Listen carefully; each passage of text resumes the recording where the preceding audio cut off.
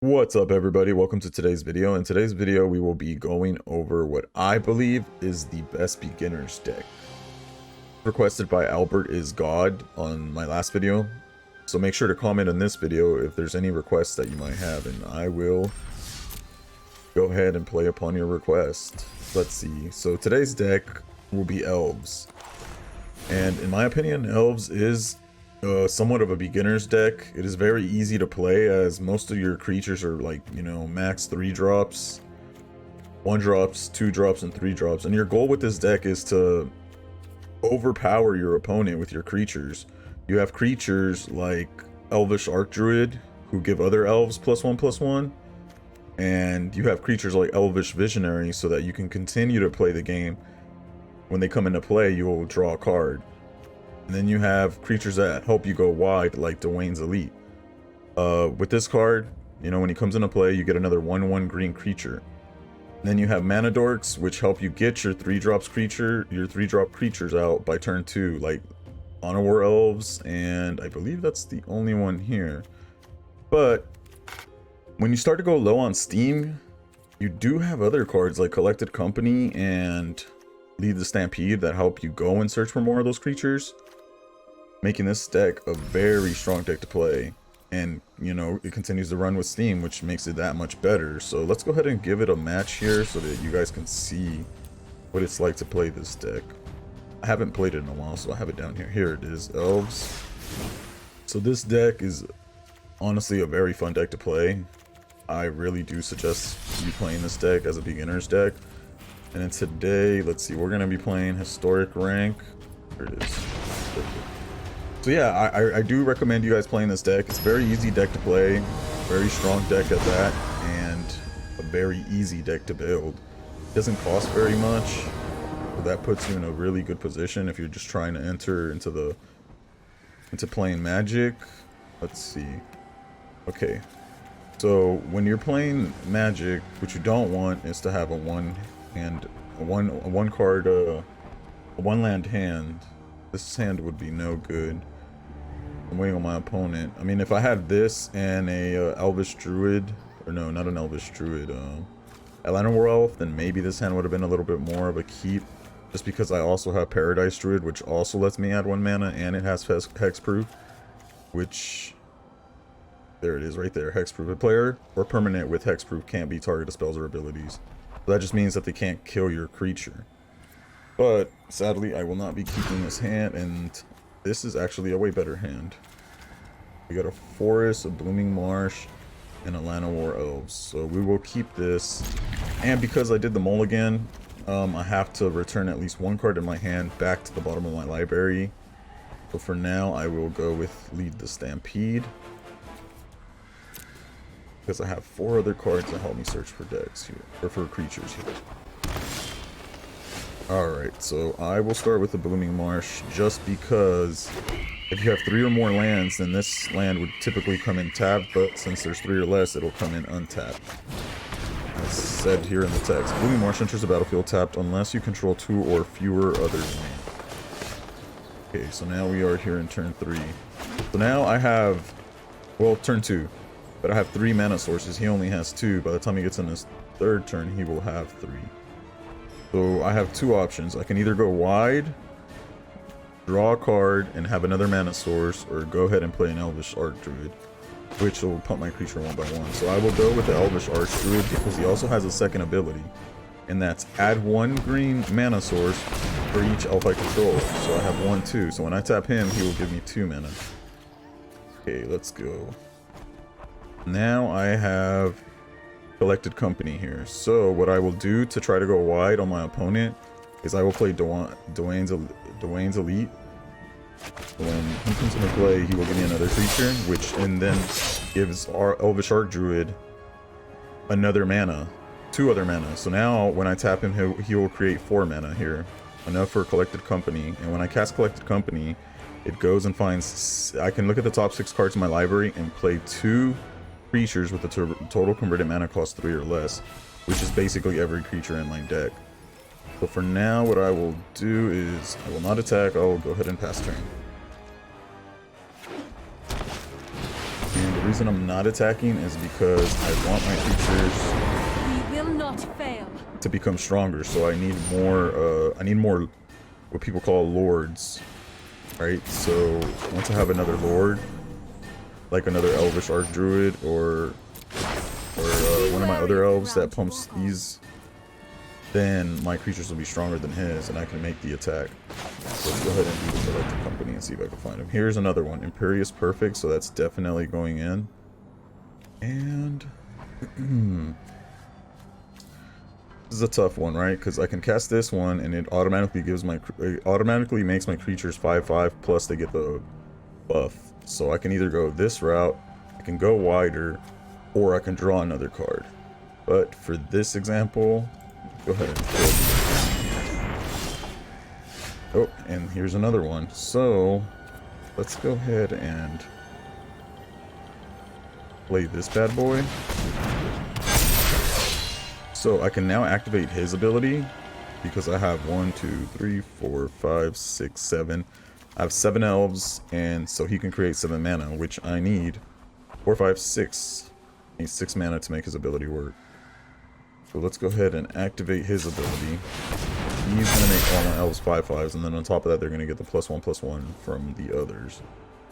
So now I can go to combat, aim at my opponent here. Let's go ahead and kill Planeswalker. Okay, so this looks like they gave up. So, well, that was an easy one, but we'll go ahead and play another match or two just so you guys get an idea of how this deck works.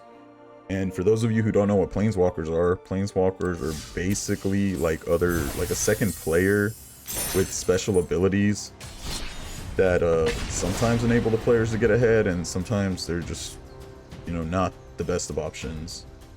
In this case, you know, his Planeswalker was Nissa, I think World Wake or something, and what it does, it's you uptick it, it turns one of your lands into a 3/3 creature, which can be good and bad. Bad because if somebody has destroy target creature, your land now is a creature, so you can lose a land. And good because if you have no creatures to battle and you're in that position where you would like to, then what you would like to have creatures, well, you got creatures. Alright, so this hand I will not be keeping. Okay, this is a good hand here. And let's drop Elvish Clancaller. The reason I'm dropping Elvish Clancaller is because I can actually use this Elvish Clancaller to go and search for the other one. See, as here in her ability. Search your library for a card named Elvish Clancaller, put it into the battlefield, and shuffle your library. Alright, so I will be keeping this hand. And I am on play, so let's go ahead and play that. Llanowar Looks like he might be playing a Reanimator deck. Okay. With Elvish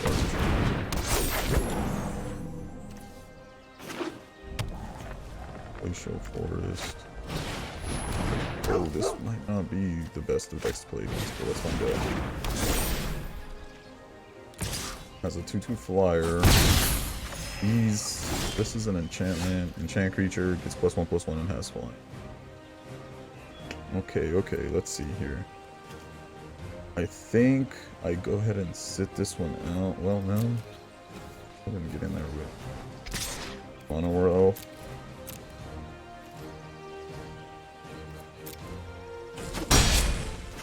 There we go. We got 2 in. Now Elvish Archdruid will give me 2 mana, and I have 2 here, so I should be able to cast for 4.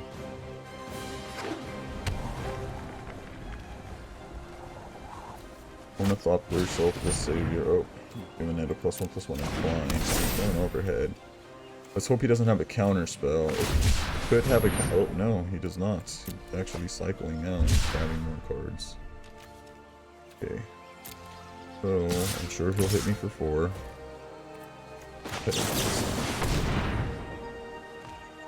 Okay, so I will be taking the Imperious Perfect and the Skyway Sniper. The Skyway Sniper, it has it's a really good card to draw in this position, just because he has reach, so he can block flying. And on top of that, his ability is you know, tap 2 colorless and 1 green, and he can deal 1 damage to target creature with flying. But for now, let's go ahead and just block the life gainer here, so he stops gaining life. And that sacrifices that one, and that one, what it does is sacrifice Selfless Savior. Another target creature you control gains indestructible, so he basically just gave his creature indestructible there. Okay, now let's see here. I'm gonna go with this route. Go ahead and pump my creatures up. And go to combat here.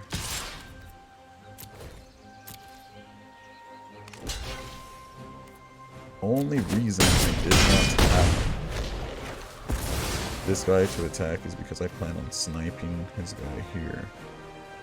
And I don't think I have it.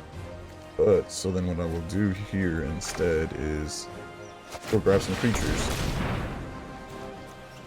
Let's grab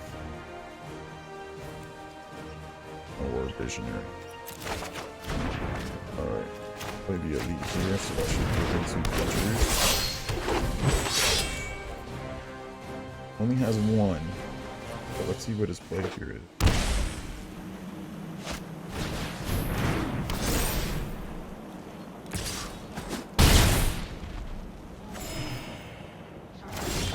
What do you do that?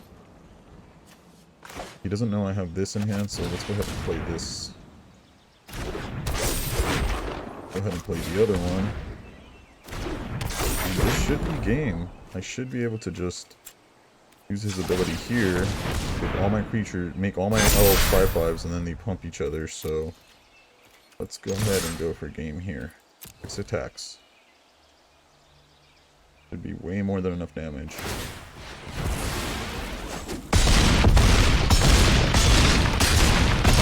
And there you go. Now you see why elves is a good beginner's deck, in my opinion. Just like that, overpowered the opponent. A great deck to play, I am telling you. You guys need to jump on this deck. It's one of my favorite ones to play. So let's do one more match just so you can see. Hopefully we stay on the winning streak and not take a loss, but if we take a loss, I mean, you can't win them all. Another deck that I would say is just about fun and easy to play for a beginner, in case you don't want to go with the whole go wide and strong tactic on your opponents, it would be keep this hand. I have 3 mana here. I have basically everything I need for now. Would be Burn. I'd say you could play Burn. Burn, basically the goal is to just play spells to where you deal damage to your opponent's life. So, you know, the goal is to get them from 20 to 0 in order to win. And with that deck, you can basically do that really fast, you know, 4 or 5 turns is what it takes, compared to like 6, 7 turns it takes this deck to win, sometimes quicker. And there's other decks that, you know, that are crazy, but those are like, you know, 3-turn win decks, and we're not going to talk about those today. Maybe on another day. Let's see, should I go wider here? It seems like he's not playing. I'm going to go wide. Hope to draw.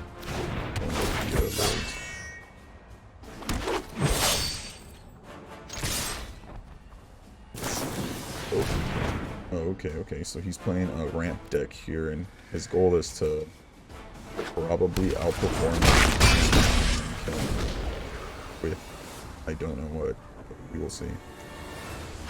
Some of these ramp decks, what they do is they'll pump out creatures, or they'll pump out lands as fast as they can until they can get really heavy hitter creatures, you know, a 1 or a 8-drop creature with like 10/10 or something like that can kill you in 2 hits.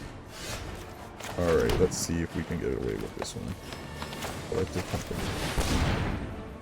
Look at the top 6. We need some dorks here. 1, 2. And I think this might be game. 3, 6, 8. Oh no, it was not. I was 1 short. That's no fun. Okay. You give up?